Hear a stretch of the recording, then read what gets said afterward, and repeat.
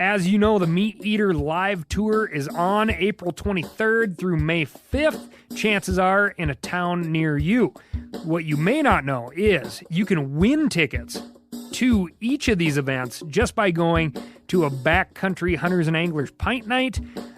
There's going to be a pint night in each of these towns: San Diego, Salt Lake City, Tempe, Anaheim, Boise, Sacramento, Missoula, Portland, Tacoma, where you can compete in Meat Eater trivia and win not only tickets to the show, but a chance to be on stage with all of us. So get your butt to a pint night and we'll see you on stage. Welcome to the Wired to Hunt Foundations podcast, your guide to the fundamentals of better deer hunting. Presented by First Light, creating proven, versatile hunting apparel for the stand, saddle, or blind. First Light. Go farther, stay longer. And now, your host, Tony Peterson. Hey everyone, welcome to the Wired to Hunt Foundations podcast, which is brought to you by First Light. I'm your host, Tony Peterson, and today's episode is about how to have a good relationship with whitetails, which probably sounds really dumb. And it might be, but you're just going to have to listen to this one to find out.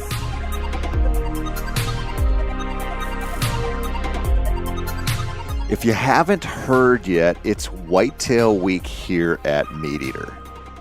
Even those mustachioed, flannel-wearing Bozemanites that seem to only hunt with rifles for mountain or plains-dwelling critters, they're thinking about whitetails this week. And that is no small feat, trust me. Most of the time, us whitetail hunters at Meat Eater are kind of just relegated to the kiddie table while the bigwigs plan their next amazing spearfishing trip or something cool like that. Not this week, though. It's all about deer. And that's what I'm going to talk about today. But first, I need to sell you guys some stuff. We have a ton of good First Light gear on super sale this week and a whole lot of other whitetail necessities. You can head to the Meat Eater store at themeateater.com and see the deals, which are going to net you a healthy discount. Or you can head over to my Instagram at Tony J. Peterson and check out the link in my bio. If you do that, I might not get fired, so that one has my vote. But even if you do want to see me fired and laying sod or flipping burgers somewhere, and are still interested in buying some whitetail gear, head on over to the site and check it out. Okay, that's enough salesy stuff. It's time to talk about deer. And I know I said I was going to talk about some cool whitetail facts last week, but something recently reminded me of a topic that I just need to cover. I think it'll help you kill more deer, which is what I was originally going to do, and I wanted you to have that help with. So there's that. And here's this.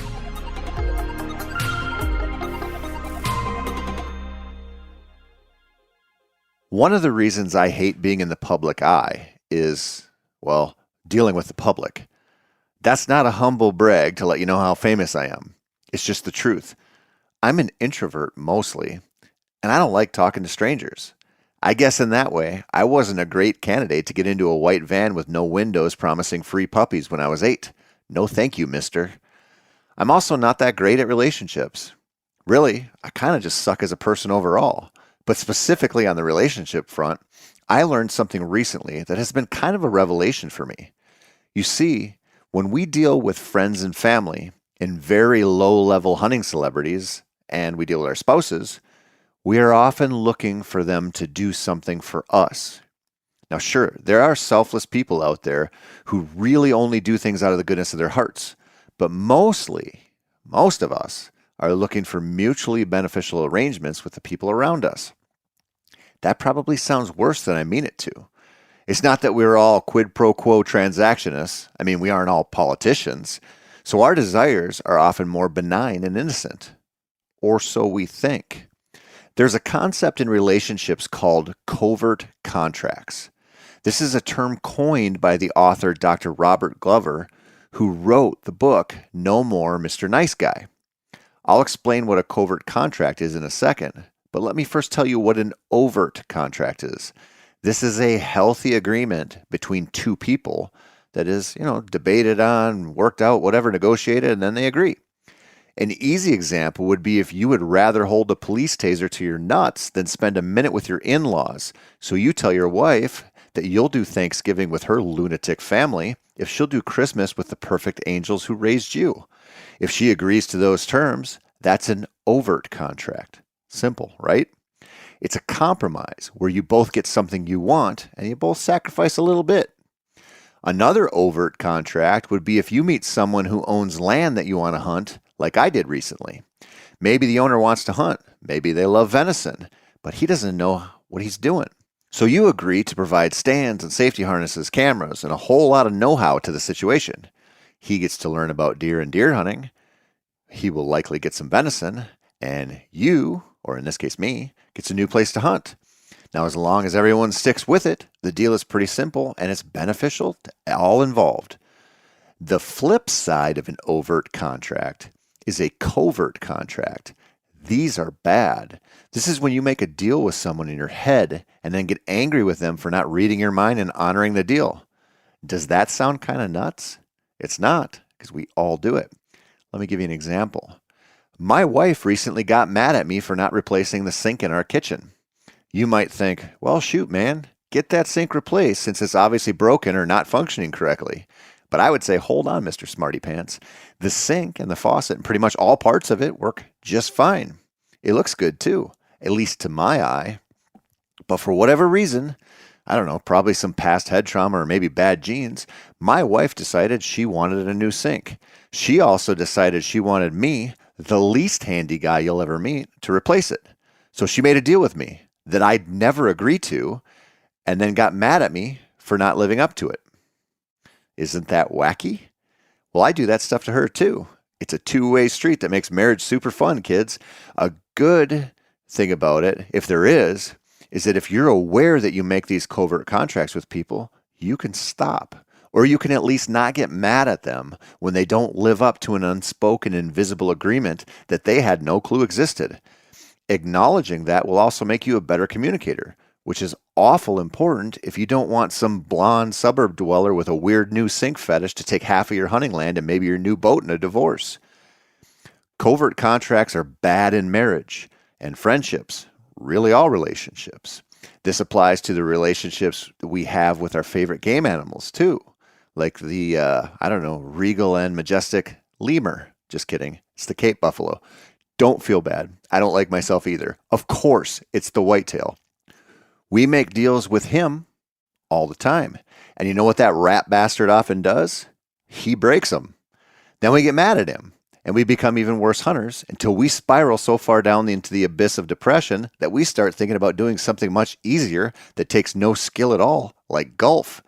Let me give you some examples of times I made covert contracts with deer that will probably be awfully relatable to most of you. How about like all the work you do in the preseason? Like the winter scouting, the summer scouting, the trail camera work, the glassing, the stand hanging, the cutting trails, planting food plots, whatever. You say to the whitetail gods, I've done all of this work and I've put in all this effort, and now you should deliver unto me 137-inch 11-pointer with nice G2s and a 20-inch inside spread. But instead, you see does and fawns and little bucks and no deer that could remotely be rounded up to 140. The deal is broken and you become sad. Or maybe you say, again to the great deer gods in the sky, that you have a busy schedule. You have 3 little kids at home, a wife who really wants a new sink, and a job where your boss is one of those micromanaging losers who has no hobbies and lives to make everyone think he works so much harder than everyone else. Your vacation time is a precious commodity. So you say, I'm going to take the first week of November off. I won't get much time to hunt before that, but if I put in all-day sits for a week, then I'll certainly get the good end of this deal, which is that a big buck will come by and I will shoot him. He might, but he also might not. And even if he does, there's a lot that can go wrong before you're high-fiving your buddy at the end of a short blood trail. The contract, again, is broken. In a relationship, when that happens, it's a recipe for resentment and anger and the idea that you should get back at them somehow. This stems from fear of rejection and low self-esteem. I'd say a lot of us in our relationship with deer come at it from a place of fearing real rejection and having low confidence that we will get our shit together and kill a good buck, or any deer, if that happens to be the phase you're in. You don't want to be mad at the deer for not doing what you expect them to, because in that case, you're just going to hunt less and you're going to enjoy hunting less, and it's not going to go too well. The only deal they make with us is that they'll be out there somewhere trying their hardest to never, ever cross paths with us. So we need to reframe our thinking. The deer don't owe us anything. The basis for that No More Mr. Nice Guy book I mentioned at the beginning is that, there are guys out there who try to be fake nice to women and treat them like princesses, believing that if they do, the ladies won't be able to help themselves and they'll reward them in a very few specific, not safe for work ways. This rarely works because even though women are really crazy about their sink demands, they aren't dumb. They'll see this disingenuous nice guy act and they go, I know what you're looking for, and it's not going to happen. Then the nice guys get mad and they say women only want mean dudes, which is dumb. They want fellas who are direct and honest about their intentions. The deer, just like those savvy ladies, know what you're after. There's no divine hand on the scale watching you hunt and deciding you've put in the requisite work and you deserve a big buck. It's about you putting yourself in a position to be where they are while they don't know you're there. That's about it.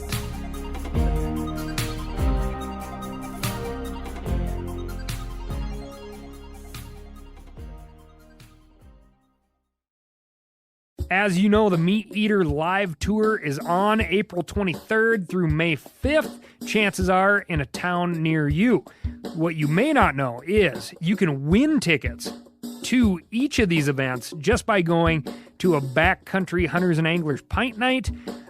There's going to be a pint night in each of these towns: San Diego, Salt Lake City, Tempe, Anaheim, Boise, Sacramento, Missoula, Portland, Tacoma, where you can compete in Meat Eater trivia and win not only tickets to the show, but a chance to be on stage with all of us. So get your butt to a pint night and we'll see you on stage. We aren't owed anything from the woods, and the sooner we accept that, the sooner we can take the act of hunting whitetails for what it is. A really cool, super challenging opportunity that might break our way if we keep a good attitude and we keep putting in the effort. Even though this isn't as easy as it sounds. Take that out-of-state trip you want to go on with your buddies, for example. We make a covert contract with whatever state that, is going to jack up the license prices and sell us a super expensive non-resident tag and take advantage of us because we have no voting power. But in return, they're going to give us a nice buck. Simple, straightforward. But you aren't being sold a possession ticket with a buck already attached to it. You're being sold an opportunity, one that solely promises you the chance to come to whatever state and try to see if you can get the deer to walk in front of you without knowing you're there. A lot of hunters focus on the end result, or what they think should be the end result, and totally dismiss the reality that it's a license to hunt, not a guarantee that you'll kill a certain class of animal, because most people won't. And for some, that breeds resentment and anger. Now, I get that I'm distilling this way down because there are a million variables that go into an out-of-state trip, or any hunt for that matter, but the truth is that it's easy to be resentful of an unfilled, expensive non-resident tag. All that time and money down the drain with nothing to show for it except some extra miles on your truck.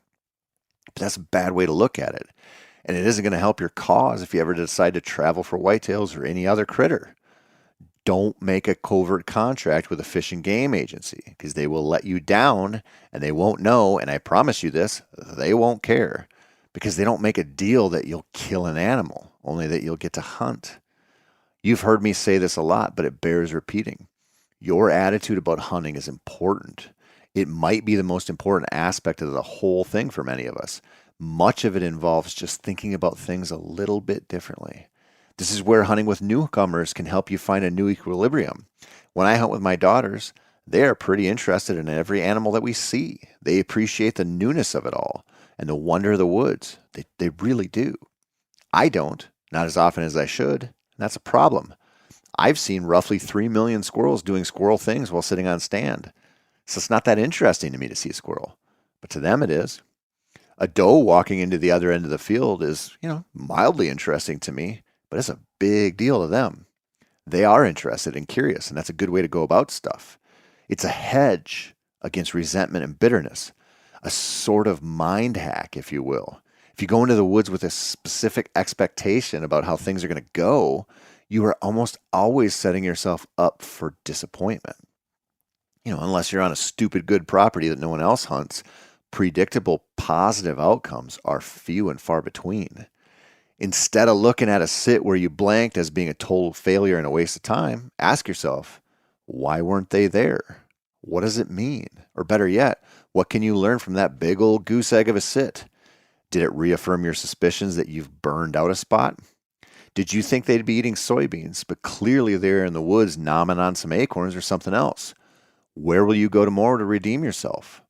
Instead of making a covert contract with the deer gods who simply laugh at your follies, make an overt contract with Mother Nature. You'll put in the work and keep after it, and she will eventually give you what you came for. It really can be that simple. If you're willing to put in what is necessary over and over and over again, you will be successful.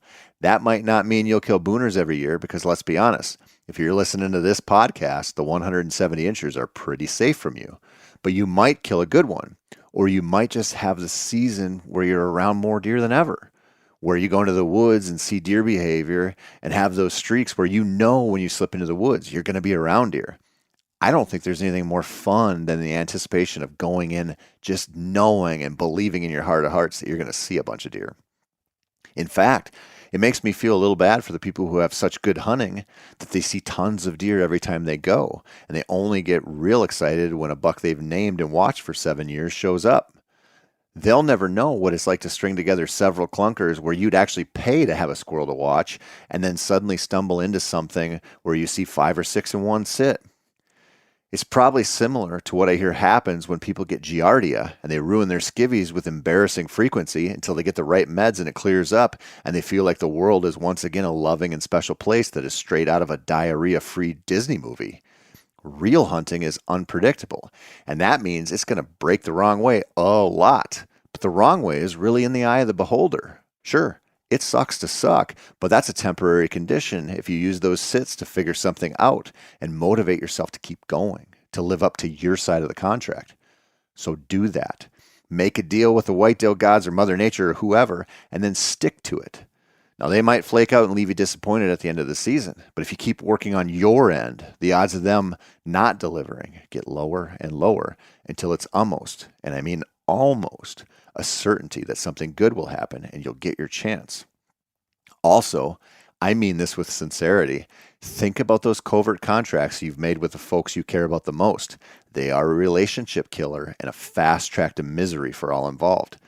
Do that and come back next week because I'm going to talk about how complex deer really are and why that kind of matters and why it kind of doesn't. That's it for this week. I'm Tony Peterson. This has been the Wired to Hunt Foundation's podcast, which is brought to you by First Light. As always, thank you so much for listening, for all your support, for heading over there, checking out our Whitetail Week and the sales we got going on, all that good stuff.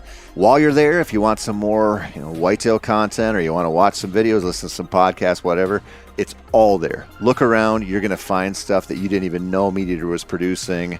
Maybe you want to cook a little bit and you're going to find a recipe. It's all there. Go check it out, themeateater.com.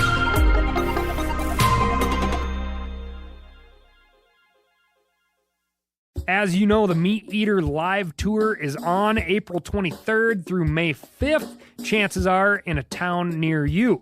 What you may not know is you can win tickets to each of these events just by going to a backcountry hunters and anglers pint night.